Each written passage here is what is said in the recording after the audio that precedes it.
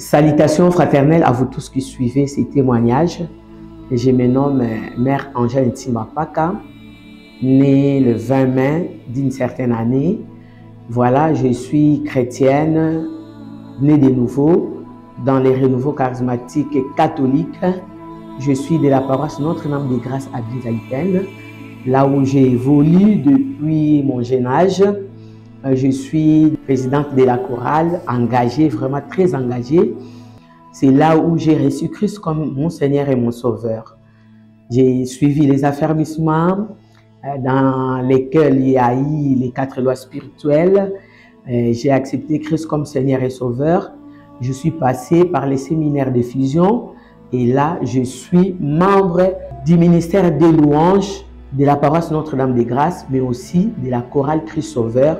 Il y a déjà 31 ans. Comme tout être humain, la Bible dit tous ont péché et sont privés de la gloire de Dieu.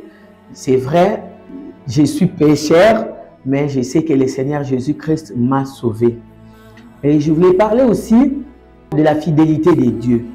Je demanderai aux frères et sœurs, vous qui êtes déjà dans le Seigneur, de rester fidèles à l'appel, au service de Dieu, parce que quand vous êtes fidèles, sachez qu'il y a des choses pour lesquelles vous n'allez pas prier, mais le Seigneur de lui-même viendra vous les donner parce que vous êtes resté aussi fidèle.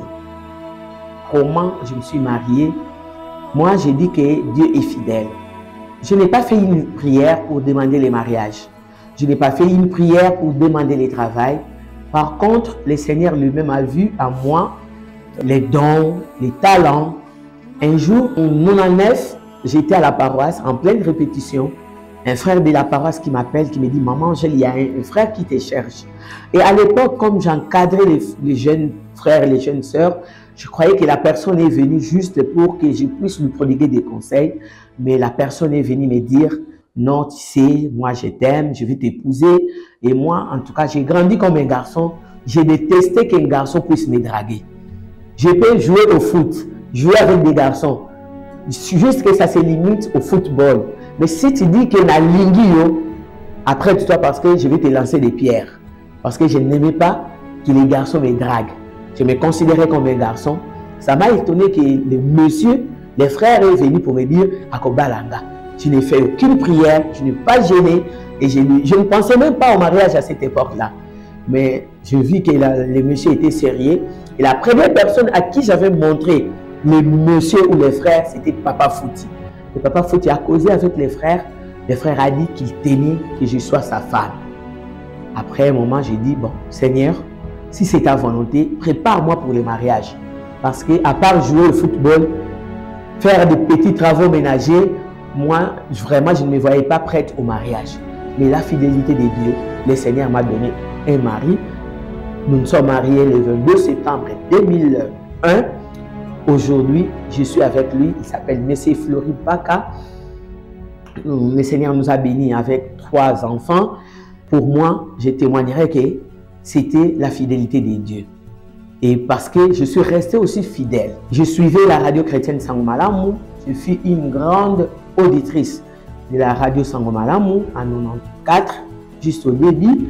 Et il y avait une émission présentée par le pasteur Godé Mongala Moké dans son émission Eteni à Lingala. Il y avait une rubrique Jeux concours biblique dans laquelle j'ai participé. Et un jour, les gens m'ont dit que Maman Angèle, il y a la radio Sangomalam qui a lancé un communiqué. Si tu peux passer au bureau de la radio Sangomalam.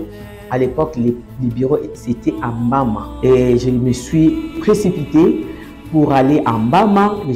Je me suis rencontré avec le pasteur Jim Sawaski, le propriétaire ou le visionnaire de la radio Sangomalamu. Il m'a demandé où tu priais, qu'est-ce que tu faisais. Et à l'époque, je venais juste des Kisantou, là où j'ai fait les sciences infirmières. Je lui ai dit que non, je venais de terminer aux sciences infirmières. Il m'a dit, est-ce que tu peux venir travailler à Sangomalamu? Bon, ça m'a un peu dérangé cette demande ou bouleversé. Pourquoi? Parce que je me suis dit, moi, je suis catholique, comment je peux travailler dans une radio de protestants? Et Papa Jim Sawaski m'a dit non, la radio était une chaîne chrétienne. Et j'ai décidé, j'ai dit, bon, je dois en parler à la famille. Je ne sais pas si les membres de ma famille seront d'accord parce que moi, en tant que catholique, travailler au milieu de ceux qui ne sont pas catholiques peut-être posera un problème.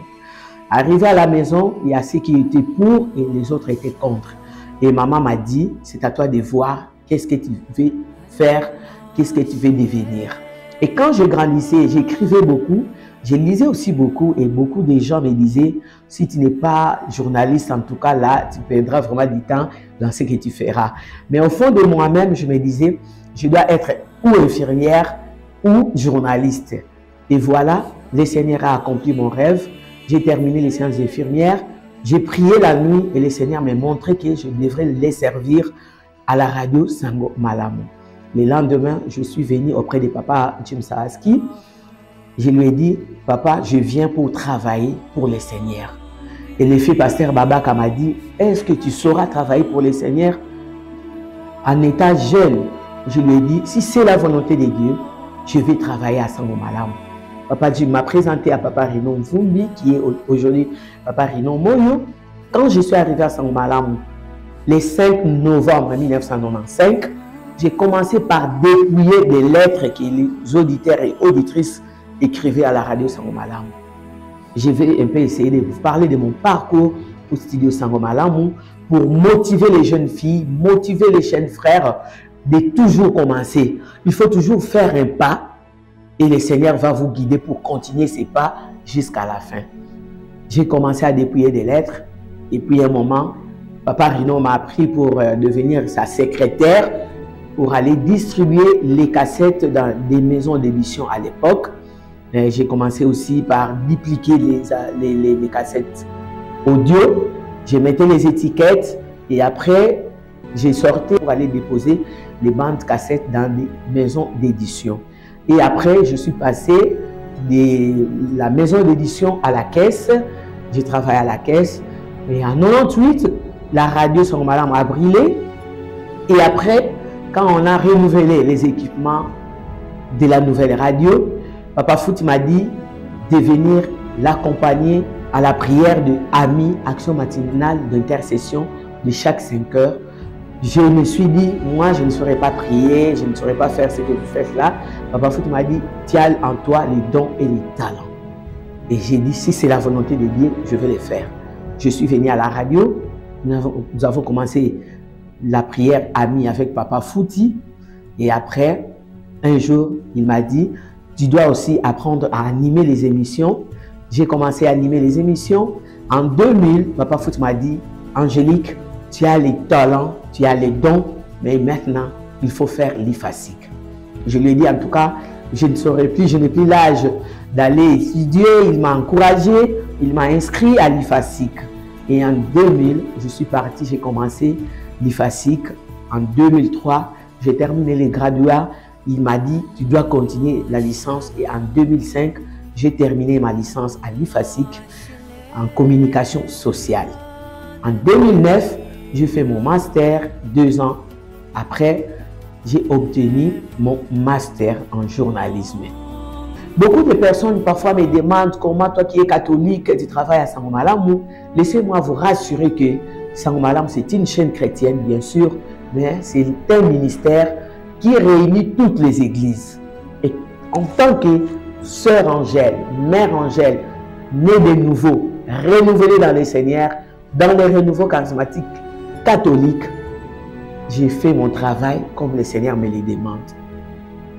Je fournis mes efforts pour ne pas être une occasion de chute pour les autres. Je suis à Sango Malamu parce que pour moi, c'est un appel. J'essaie de marcher dans la paix, dans la joie, dans la sanctification, sans laquelle personne ne verra Dieu. Je suis resté à Sango Malamu. Bientôt, je vais fêter mes 30 ans au studio Sango Malamu parce que j'ai reçu l'appel de Dieu. Dieu est fidèle et je m'efforce moi aussi de lui rester fidèle dans ses travaux, dans ses ministères qu'il m'a donnés en tant que journaliste, en tant que pasteur aussi, en tant que diaconesse, en tant qu'évangéliste, en tant que servante de l'Éternel. Restons fidèles à Dieu, faisons ce que Dieu nous demande, il va nous accompagner. Si c'est Dieu qui t'appelle, Si c'est Dieu qui t'envoie, il te donnera toutes les armes spirituelles pour que tu puisses atteindre les objectifs, mais aussi accomplir sa mission sur cette terre des hommes. Voilà, aujourd'hui, je suis fier de ces dieux. Je suis fier de Jésus-Christ que j'ai accepté comme Seigneur et Sauveur. C'est vrai, parfois les amis, les collègues journalistes se moquent de moi parce qu'ils sont mieux par rapport à moi matériellement et financièrement. Mais j'ai dit, je me contente du peu que le Seigneur me donne. D'ailleurs, ce qu'il me donne, ce n'est pas peu, c'est beaucoup par rapport aux autres aussi. Parce que je suis riche par rapport aux autres. Je suis pauvre aussi par rapport aux autres. Je me contente de ce que j'ai.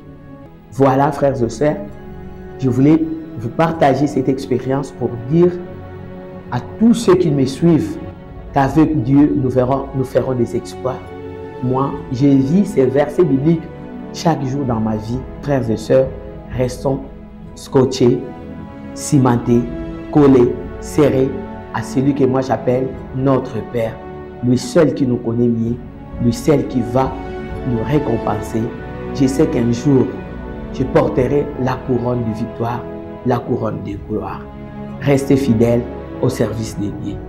Que Dieu vous bénisse. Merci.